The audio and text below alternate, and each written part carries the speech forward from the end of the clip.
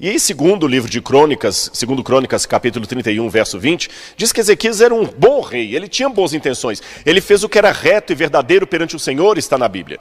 Que coisas que ele fez na reforma dele? Por exemplo, ele restaurou o culto, porque depois da divisão do reino, a Páscoa já não era mais celebrada há anos. Onde Acaz mandou queimar incenso para falsos deuses, ele mandou queimar incenso ao único e verdadeiro Deus. Ele reabriu as portas da casa de Deus, restaurou o culto ao Senhor. Ele fez muitas coisas boas. Só para vocês terem noção, quando ele assumiu o poder, Israel estava adorando a Neustã, aquela serpente de bronze que Moisés mandou erguer no deserto. Eles fizeram dela um objeto de culto. Esse altar encontrado em Beersheba mostra o desenho da serpente ali, mostrando que o povo ainda adorava aquele ídolo. Mas a Assíria oprimia Judá. Imposto e mais imposto. Ezequias, quando ele assumiu o poder, pastor, você sabe disso, às vezes você assume a dívida do outro ali, né? Do seu antecessor. Ele assumiu o problema que os outros deixaram, impostos pesados da Assíria. Mas houve uma troca aí. Todo mundo tinha medo da Assíria, porque a Assíria, gente, desde a época de Sargão II, o terrível, ela era tão poderosa. Só para vocês terem uma noção, olha esse mapa que está aí, essa é a imagem de Sargão II. Aquele quadrado que vocês estão vendo branco, onde está escrito Citatel e Palácio e Arsenal, é o tamanho proporcional da citadela da capital da Assíria. Tá bom? Ali ficava o Palácio de Khor-Shabbat e só as muralhas onde guardava o arsenal. Não é o tamanho da capital, é só do palácio.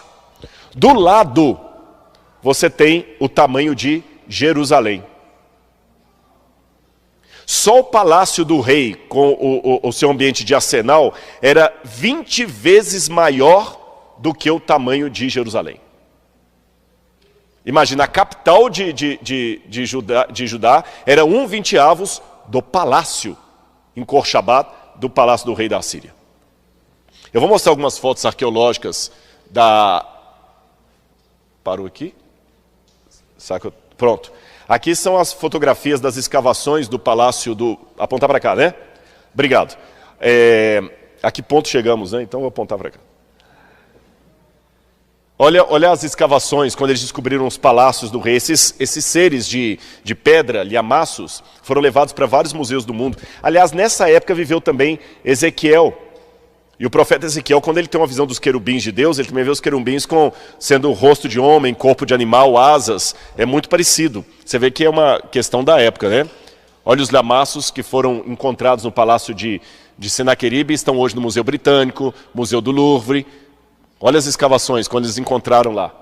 Um palácio que era 20 vezes maior do que toda a cidade de Jerusalém.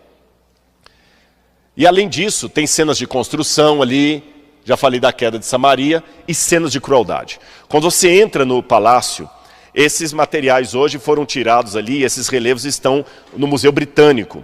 Gente, tem cenas tão terríveis de crueldade dos assírios que dava para ter medo deles mesmo. Olha o que o rei colocava nas paredes do palácio dele, no corredor, antes de chegar à sala do trono. Olha as cenas de crueldade. Você tem ali, eu vou mostrar algumas mais para vocês aqui. Como eu falei, esse painel está hoje no Museu Britânico. Vou mostrar em desenho para vocês, para ficar mais fácil. Esses desenhos são baseados naquele painel que eu mostrei a foto anterior, entenderam? Entenderam? Nos relevos. Esquartejamento vivo. Imagina um rei que tem prazer de enfeitar as paredes do palácio dele com cenas de esquartejamento. Essa era a cultura dos assírios. Esfolamento vivo, você pega e vai tirando a pele da pessoa com ela viva. Igual latinha de sardinha. Olha lá, esfolamento. Repito, esses desenhos foram todos feitos com base no relevo que está no Museu Britânico. Torturas, puxando a barba do sujeito, os cabelos dele, quebrando os dentes da pessoa, levando prisioneiros. Até tem uma cena do rei furando os olhos de um rei inimigo. Lembra que Zedequias também teve os olhos vazados por Nabucodonosor? Ele era da Babilônia, mas ele seguia a prática dos assírios. Aliás, os assírios tinham essa mania, quando eles capturavam um rei, Eles vazavam os olhos do rei, porque cego ele não poderia voltar a ser rei nunca mais. Até uma expressão que vocês usam até hoje, mas que vem desde os tempos da Assíria, é quando você vê uma coisa muito cara e você fala assim, isto me custou os olhos da cara. Essa expressão que usamos até hoje em português vem da época dos assírios. Para você continuar vivo, eu vou arrancar os seus olhos. Também lá no livro de 2 Reis, eu não vou ler por causa do tempo, fala deles puxando as pessoas com anzóis pelo nariz e pelos lábios. Contabilizando os mortos, eles cortavam as cabeças e iam contando assim. Igual você conta quantas laranjas você vai levar no supermercado. Aí teve uma coisa. Essa Assíria, que todo mundo tinha medo, teve uma troca de reis. O Sargão sai e entra Senaqueribe. Mas todo mundo falava pelos corredores que Senaqueribe era um rei fraco, era um rei que não tinha muita força e tudo, que essa transição ia enfraquecer a Assíria. Aí olha como é que o diabo trabalha. Bate na porta do rei Ezequias, o rei que fez o que era reto perante o Senhor, emissários da Etiópia e do Egito. E eles vão até o rei e falam assim, rei, junte o seu exército com a Etiópia e o Egito, faça aliança conosco e nós vamos livrar você da Assíria. E o rei, puxa, uma oportunidade ótima. Só que juntar com o Egito e a Etiópia era juntar com a idolatria deles. Sabe quem apareceu aí? O profeta Isaías. Irmãos, é 12:05. Se eu levar até 12:15, tudo bem para vocês? Ok? Eu delonguei demais ali. Você que tem em casa, aguente até 12:15. Segura um pouquinho o almoço lá, porque tem uma coisa no final para você. 12:15, 12:16. Não, a sugestão de Ellen White é não marcar datas depois de 1844, nem horário, né? Então, Isaías capítulo 20 tem uma cena que vai assustar vocês.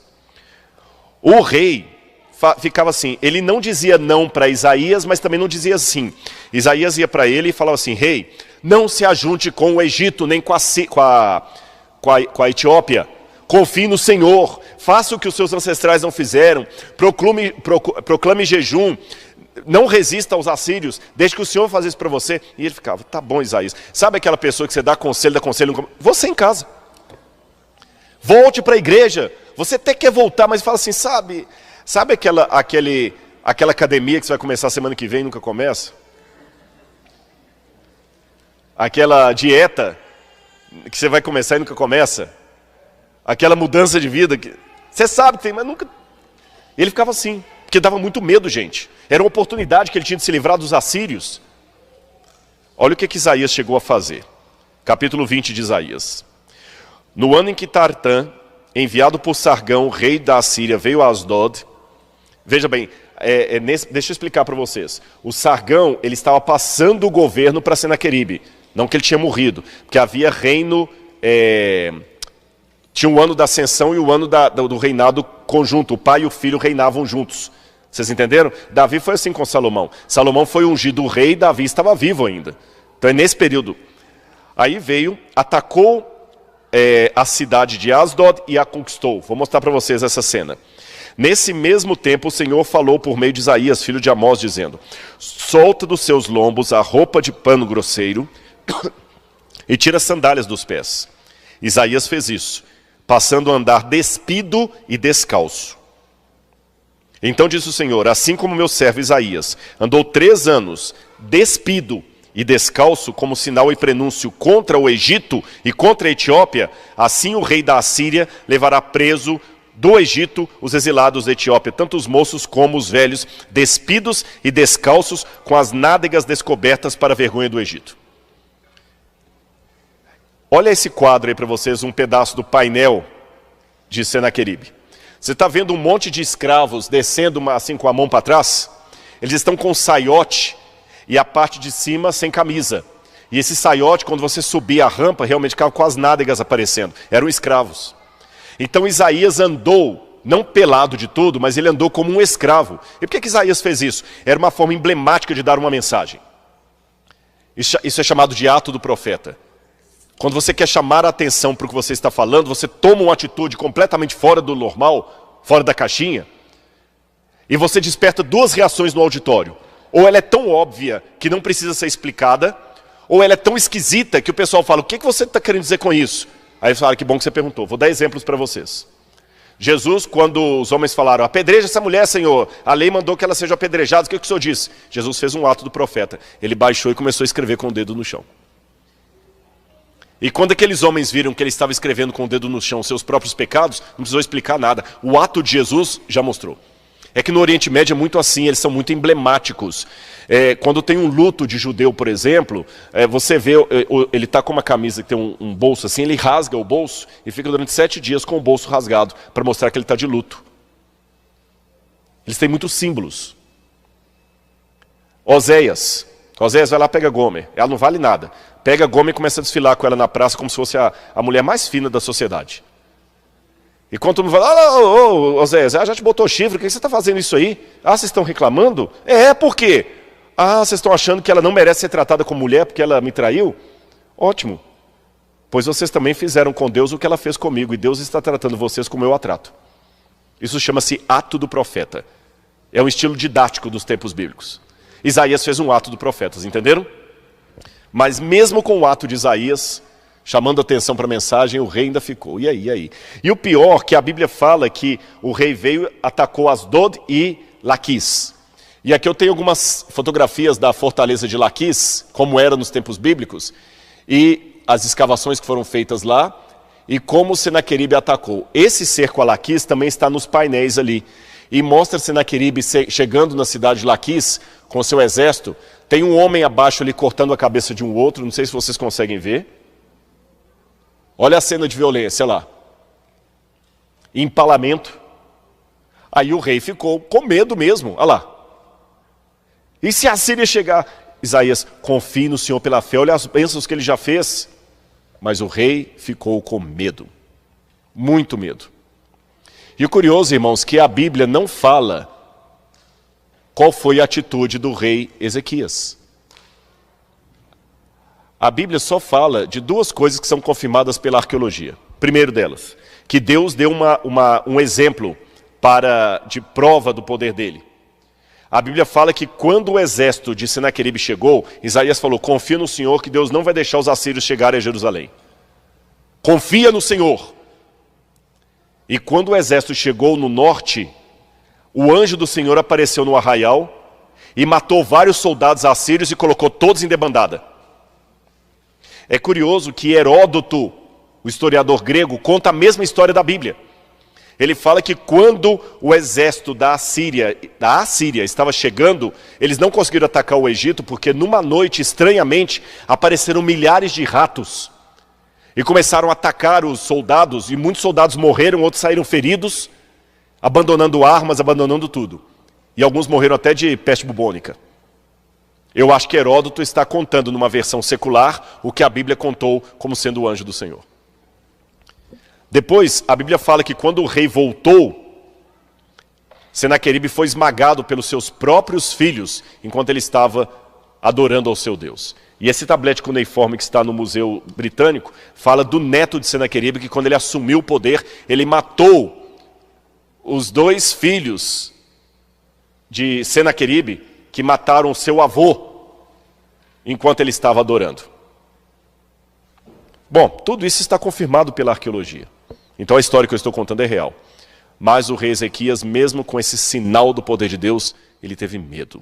Não aquele medo que eu falei com vocês que protege, aquele medo da perda, da falta de fé. O medo que talvez está fazendo você ficar preso em casa sem tomar a sua decisão. E aí? Será que ele... Eu quero ler com vocês um último texto aqui. 2 Crônicas, capítulo 32. 2 Crônicas. Eu falei com vocês que a Bíblia não revela qual foi a atitude final do rei, se ele ouviu ou não o profeta Isaías. Mas 2 Crônicas 32, 25 me dá um vislumbre. 2 Crônicas 32, 25. Diz assim.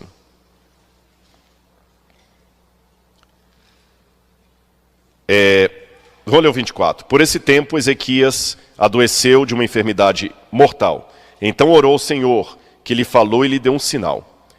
Mas Ezequias não correspondeu aos benefícios que lhe foram feitos, pois o seu coração se exaltou. A Bíblia não dá detalhes, mas fala que o coração dele se exaltou. E esse prisma que vocês estão vendo aí, com essa partezinha marcada de branco, é um prisma de Senaqueribe, rei da Assíria.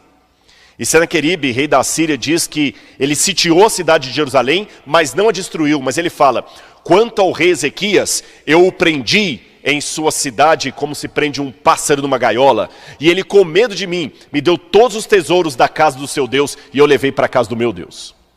E me dá muita tristeza ir ao Museu Britânico e ver ali uma derrota, uma humilhação de um rei de Judá exposta numa inscrição de um rei pagão.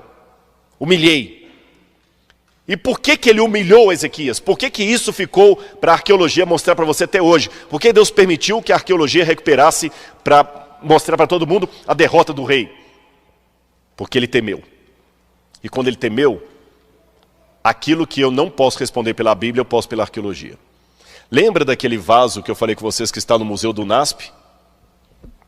Aquele vaso faz parte de vasos de cereal que o rei mandou guardar em todas as cidades de Judá para estocar alimento em virtude do ataque dos assírios.